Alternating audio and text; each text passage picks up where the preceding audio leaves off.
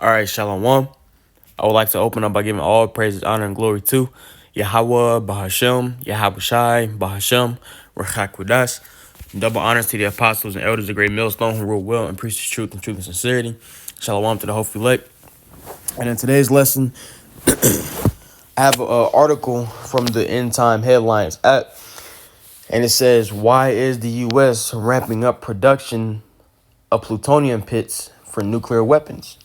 And also, we understand that, we understand with war, okay, on a rise, okay, these wars and rumors of wars, tensions constantly rising, okay, between the U.S. and Russia, the U.S. and China, okay, so on and so forth. Ultimately, this is the reason why, because ultimately, all right, World War III, all right, which is spoken of in the scriptures, is soon to come, okay? And we understand that this war, okay, this World War III, is going to be fought with nukes, man, okay? Let's grab a couple scriptures.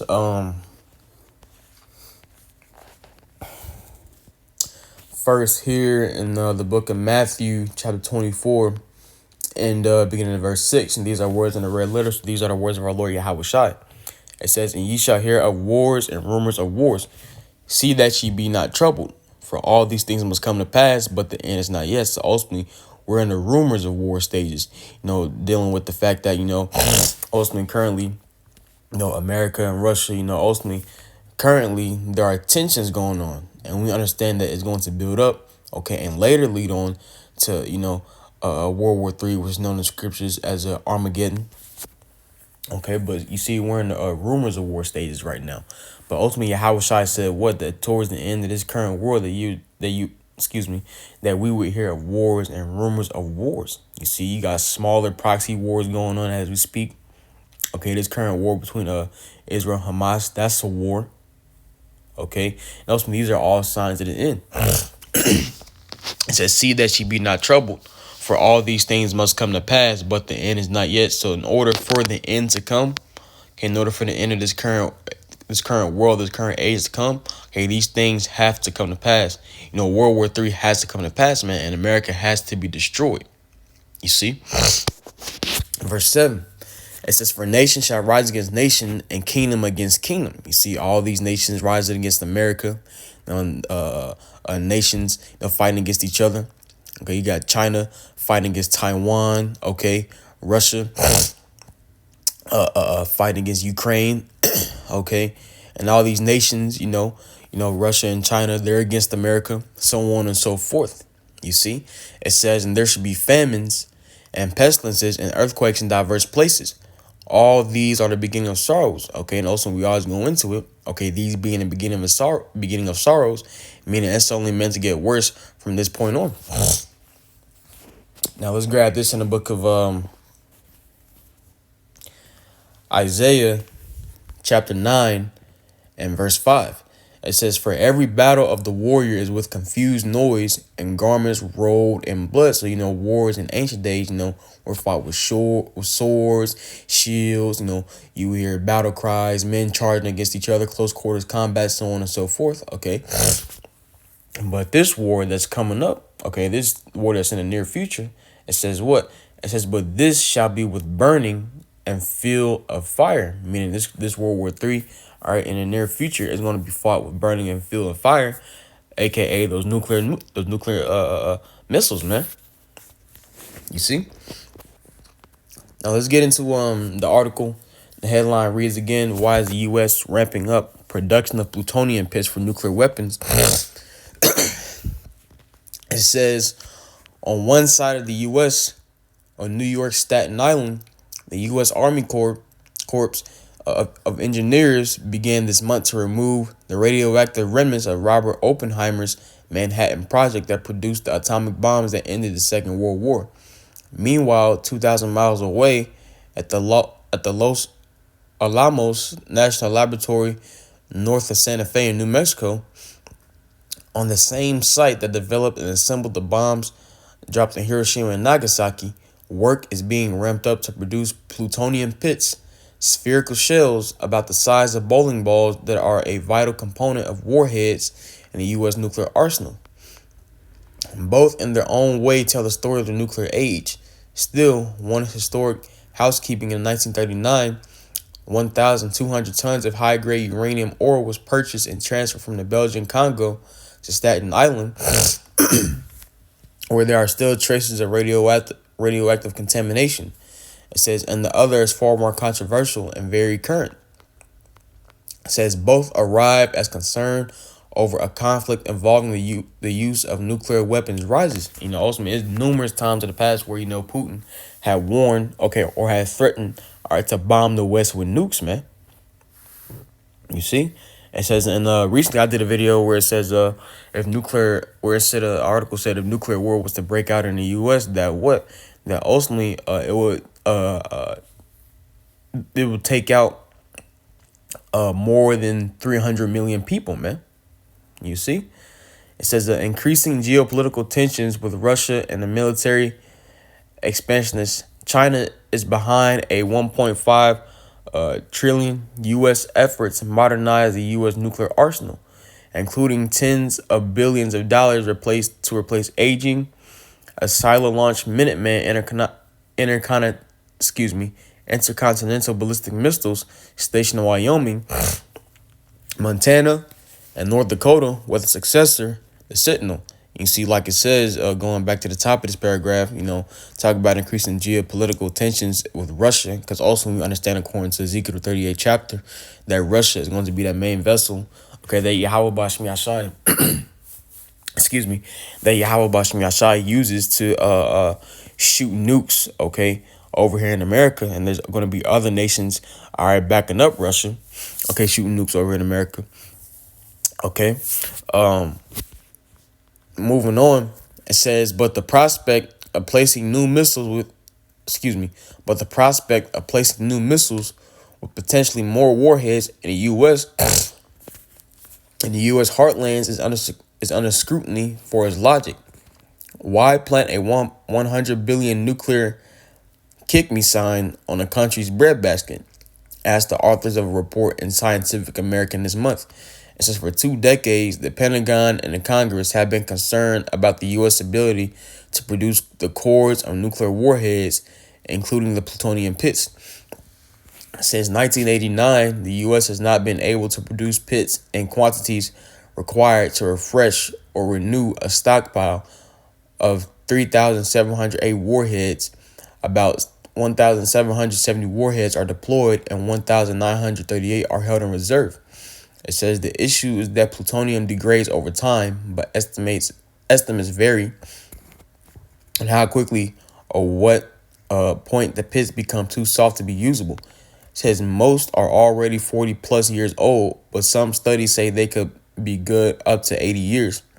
The Livermore Lab in Northern California announced in 2012 that it had no unexpected aging issues in plutonium that has been accelerated to an equivalent of 150 years of age.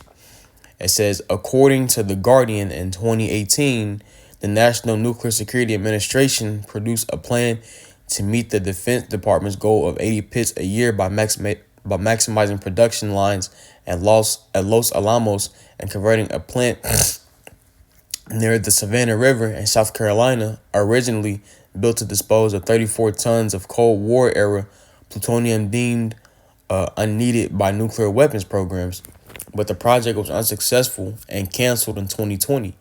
It says, according to Scientific American report, the first 800 new pits will go to the Sentinel program. It says, and then all 1,900 U.S. submarine-launched missiles will be refreshed. The new warheads will also be shock-resistant or insensitive to accidental detonation that could disperse plutonium. But there is now no pit production expertise at South Carolina facility, and cost estimates have grown from $3.6 billion to over $11 billion. It says for a third fewer pits. In January, the Government Accounting Office warned that NASA's plutonium modernization program had not developed either a comprehensive schedule or a cost estimate that meets GAO practices. And as you see, that's the end of the article right there. But Ultimately, we ultimately understand that this is in preparation, all right, for the Third World War. See, and ultimately, America is not the only nation, okay, or not the only country, making preparations for World War Three, okay, but these other nations, okay, beginning with Russia, are also making preparations for World War Three, and we understand according to prophecy that America will not prevail, man. See, America is going to be destroyed in this coming World War. All right. But that's the end of the article right there. We gonna get some more precepts, and also we gotta round out the lesson. Let's get this.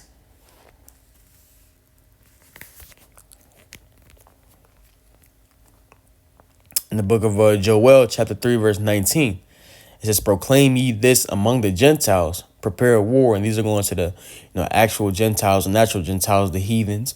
Okay, it says, proclaim ye this among the Gentiles, prepare war, wake up the mighty men, let all the men of war draw near, let them come up. It says, beat your plowshares into into swords, and your pruning hooks into spears. Okay, because ultimately it's going to be a time of war that we're coming into. You see, so it's saying beat your plowshares into swords and your pruning hooks into spears. You see, because ultimately plowshares and pruning hooks are tools of agriculture, tools for farming. But we understand ultimately we're not going to be in the time for farming. Okay, we're going to be in a time of war.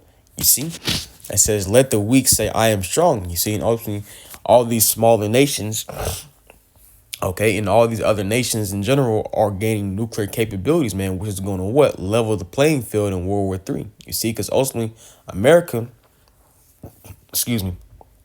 America was once looked at as the big bad, man. All right, the bully on the block. You see, but ultimately, hey, with all these other nations getting nuclear capabilities and acquiring nukes, are now they're saying, I am strong.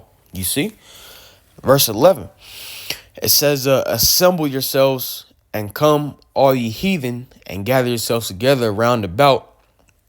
Thither cause thy mighty ones to come down, O Lord, and ultimately the mighty ones of Yahweh Bashem Yashai are the angels. You see, because ultimately we understand that ultimately, Yahweh Shai and the holy angels are going to intervene, all right, during World War III. That's what that war in the heaven, okay, is going into in Revelation the 12th chapter, where it says Michael and his angels fought against Satan and his angels. Okay, when it's talking about Michael and his angels fought against Satan and his angels, this is talking about the coming war, man. You see, because ultimately all the nations, all right, and the armies pursuant to 2nd Ezra the 13th chapter, okay, they're going to turn to fight Yahweh and the angels, man. So ultimately, Satan and his angels is going to who? Esau and his military, man. You see, they're going to turn to fight against Yahweh Michael, and the rest of the angels. But guess what, man? They're going to miserably lose, man. Okay. Verse 12 says, let the heathen be wakened and come up to the valley of Yahweh, for there will I set to judge all the heathen round about. And ultimately, Yahweh means Yahweh's judgment or Yahweh's decision. And ultimately, that's located over there in the Middle East, okay, in the Persian Gulf. All right. But ultimately, we understand that ultimately all these nations, Russia, China, Iran, these African countries, Ethiopia, Libya, America, ultimately they have access to all these nukes because ultimately what's going to happen is that prophecy is going to be fulfilled. You see? And we understand that the other nations are going to shoot missiles over in America. You see? And America's going to be completely destroyed, man. You see? Now, other parts of the earth are going to get hit too in this World War III. Okay, but the main destruction is coming to America and also the land of Israel. You see, but America is the only land that's never going to be built back up ever again after the destruction, man. Okay, but the land of Israel will. Okay, let's grab this in the book of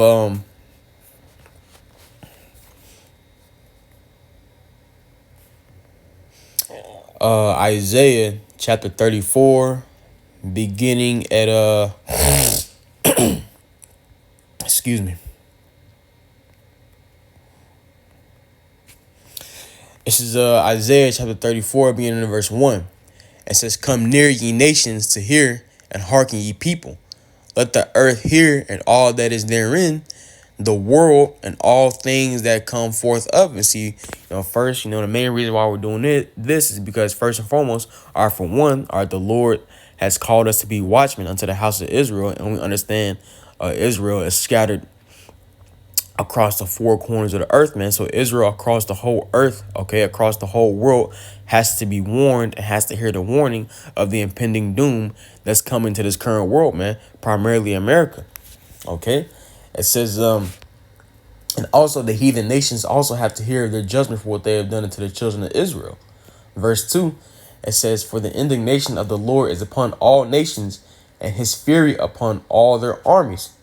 He hath utterly destroyed them. He hath delivered them to the slaughter. So also we understand in this World War III, all right, that's coming in the near future, that Yahweh Bashmi Ashai is going to deliver all the armies to the slaughter, man. See, because what? Ultimately, Yahweh Shai and the angels, man, they're going to take out, Esau, and his armies, okay, and the other nations, man. See, as a matter of fact,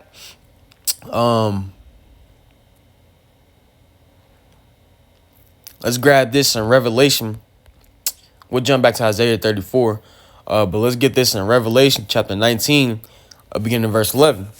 Verse 11, it says, and I saw heaven open, and behold, a white horse, and he that sat upon him was called Faithful and True, and in righteousness doth he, and in righteousness he doth judge and make war. So ultimately, Yahweh Bashmi Ashai, okay, is coming back to wage war, okay, with the nations in righteousness. You see, because at the end of the day, we understand that the Most High Yahweh Bashmi Ashai, okay, the Most High Yahweh through his Son, our Lord Yahweh Shai, okay, is doing this, all right, to advance the nation of Israel, okay, and first and foremost, Yahweh Shai, all right, is getting his get back for what the Romans did to him, all right, over 2,000 years ago. Okay, so ultimately what the Lord Yahweh Bashmi Ashai is doing is executing judgment and justice in the earth, man. All right, recompensing the nations, all right, for what they have done, all right, to Yahweh Shai, okay, and the nation of Israel. Okay, verse 12, it says, his eyes were as a flame of fire, and on his head were many crowns, right? Symbolic of Yahweh Shai coming back to take down the many kings of the earth, man. You see, and we understand Yahweh Shai is going to do that, all right, through this war. And also Yahweh Shai is going to put the kings of the earth in subjection, okay, in chains, okay, in slavery, okay, in his kingdom, man. You can read that in Psalms 149 chapter. Putting the kings and nobles and fetters of iron and chains, roughly paraphrasing. Okay, it says and he had a name written that no man knew but he himself. When we always go into it, the word name in the Greek goes into anoma, okay, meaning rank, meaning also this is a task only given to Yahweh Shai. Okay, verse 13 says, and he was clothed with a vesture dipped in blood, which also that's symbolic for the amount of killing that Yahweh Shai is coming back to do. It says, and his name is the word of the Most High. Verse 14, it says, and the armies which were in heaven followed him upon white horses, clothed in fine linen, clothed in fine linen, white and clean. Ultimately going to the angels. Ultimately white meaning pure, but ultimately that's going to Yahweh Shai and the angels coming back in those chariots, man, what the world calls the so-called, what the world calls UFOs, man, which ultimately we understand that they are the chariots of Israel. Okay.